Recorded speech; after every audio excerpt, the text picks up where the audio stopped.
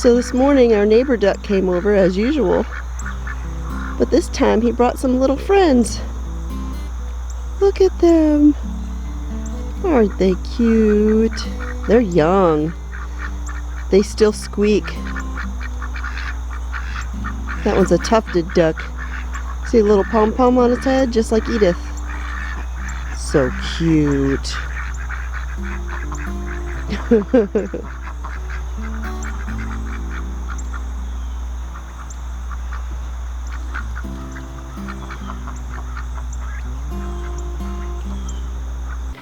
Hey guys, Constance here at A Good Life Farm. So I just want to take a few minutes to talk to you about something that had been asked of me a while back. And this was a really good question, but it wasn't something I could really go over in a Q&A. It was something that really needed to have a dedicated video, and that was what went into our decision making in buying our property for our homestead. So first, let me talk about why we chose Alabama. Now, if you are new to my channel and you don't know a lot about us, we were an active duty Army family for 25 years. I grew up in the Midwest. I grew up in Wisconsin. Mr. Smith's family was from East Tennessee, although he was an Army brat and he grew up all over the place. And most of our family is down here in the southeastern part of the country. And so that is a big factor in why we wanted to live in this area. Now, we used to live in Alaska and we loved living in Alaska, but it was very expensive to travel in and out of Alaska. It's exorbitant, those travel costs, and being so far away from family was very difficult. And I've talked in the past about why we didn't retire in Alaska from the military, but family was one of the reasons, but secondly, it was economics. The cost of living in Alaska is insane. It is incredibly expensive to live up there. And because we already had ideas of what it was we wanted to have some land and some space and to be able to live in the country and do things like that, being able to afford that in Alaska is difficult. Houses up there cost so much money. It's just insane. And you might have just this little postage stamp size lot and not even have a lot of land to do things, which you would think would be just the opposite up there in Alaska, with it being so big that land and stuff would be cheap, but it really isn't. It's quite expensive to live up there. And so we wanted to live someplace that had a much better cost of living. We wanted a place that would be good for jobs, because while Mr. Smith was retiring from the military, that's just that career, and it's time for the second post-military career. Now, in the Army, he was aviation, and here in northern Alabama, especially around the Huntsville area, it is huge for aviation jobs, especially if you have history in military aviation, because this is where a lot of that is developed, that is where a lot of that happens. And so that is why almost all of our dearest friends from Army life are all here now. They've all come to the area to retire because this is like the place to be for military aviation once you retire, and it's a good place for jobs. And so that is why we wanted to come to northern Alabama. It has a low cost of living here. It's a great place for job opportunities. But then there's also a couple other economic advantages. Property taxes in Alabama are very low, especially where we are at. Not only that, but once you turn 55, as long as you meet all of the requirements, you don't even have to pay those property taxes. You do still have to pay things like the school tax and such, but the actual property tax, once you turn 55, you don't even have to pay that. Again, if you meet all the requirements, which we do. Things like your Alabama home being your primary residence or your only residence, which obviously that is our case. So economically, northern Alabama was great for us, a great option, and it was answered prayers that we ended up coming here. I've talked about how we weren't even supposed to have the opportunity to come to northern Alabama, and we got orders. The Army brought us here. And so that just worked out beautifully, just totally answered prayers to get us here. All right, so that is basically why we chose to retire here in northern Alabama. So now I'm going to take a few minutes and talk to you about why we chose this place specifically.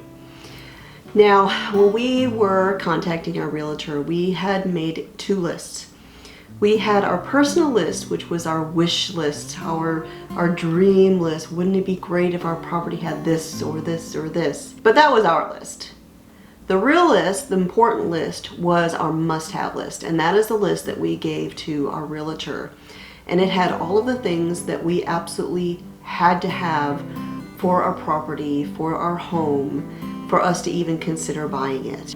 So first and foremost, of course, when it came to the property, there was the cost.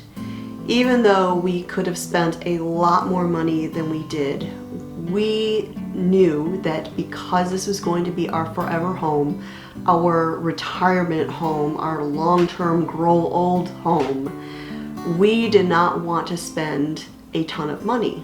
We wanted our house to be affordable, not only now, but in the long term. And so some of the factors that went into that were not only the cost of the house, the actual price tag, but also the size.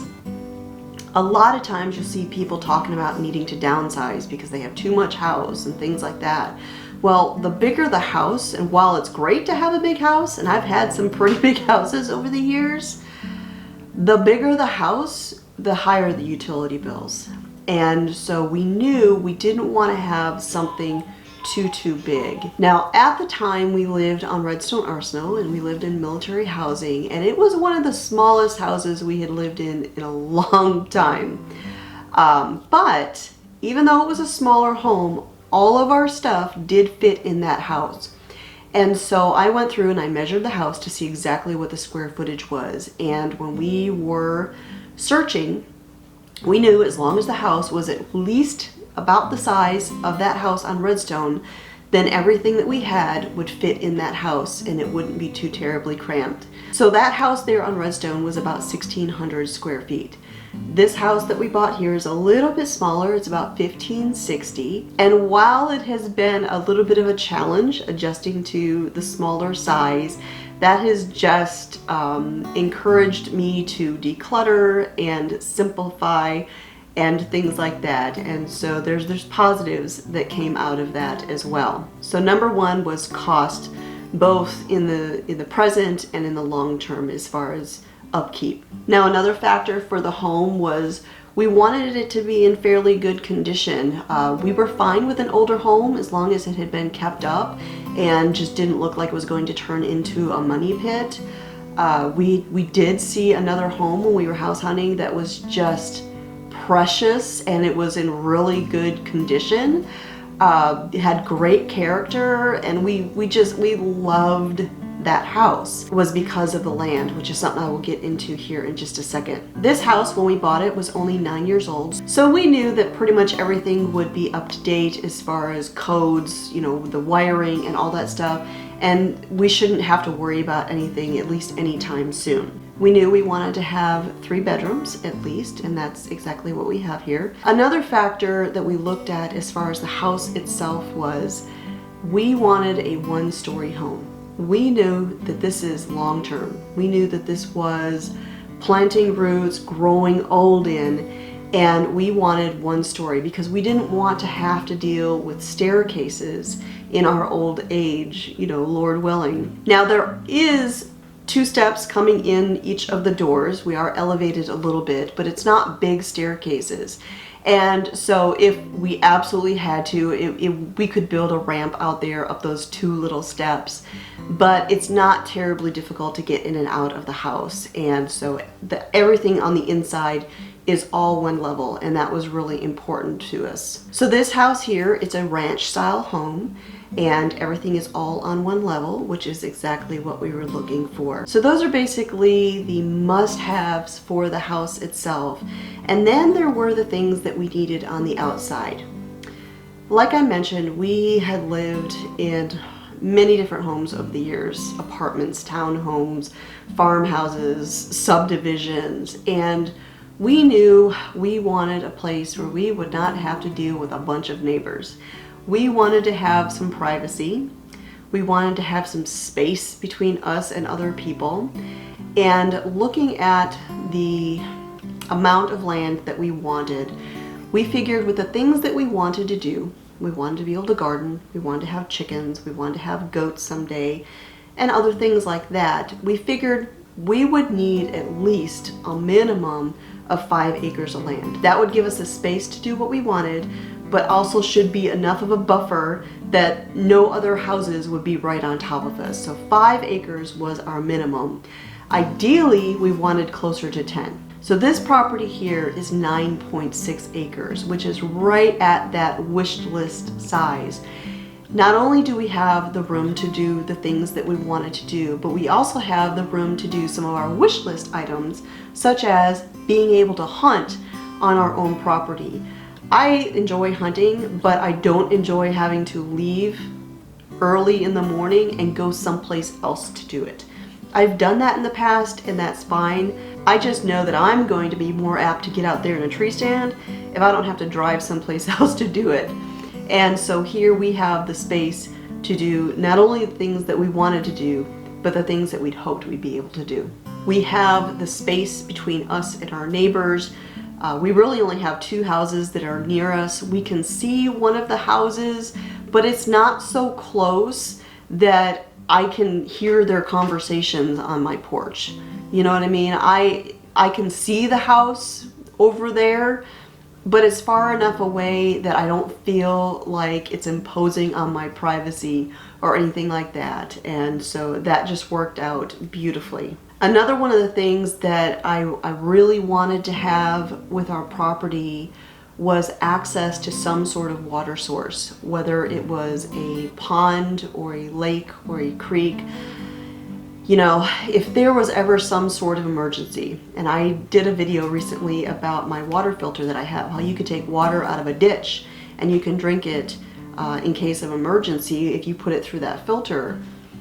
But in order to do that, you actually have to have water. And so I had hoped that our property would have some sort of water nearby that we could get to in case of some sort of crazy emergency.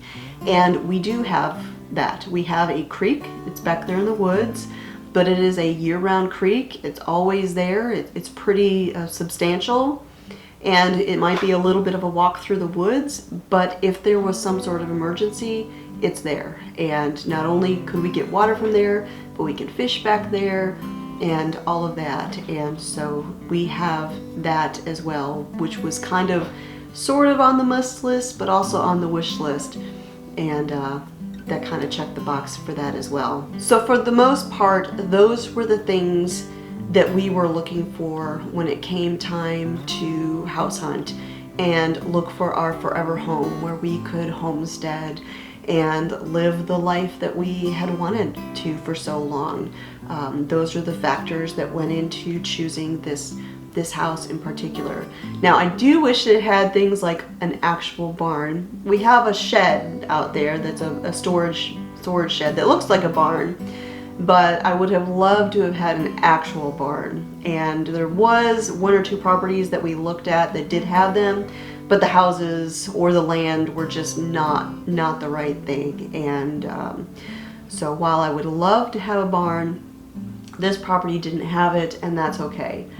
We will work with it, and we have this space that down the road, if we decide to build one, we'll be able to. And we wouldn't necessarily have had that with some of the other places that we had looked at. But that is the gist of why we chose this place. Maybe it didn't have all of the things we would have loved, like the character and things like that, but it was a blank slate. The house was boring, it was plain, but we could give it the character that we wanted to over time. We could make changes to it, all of the cosmetic things, to give it the look and the feel of what we wanted.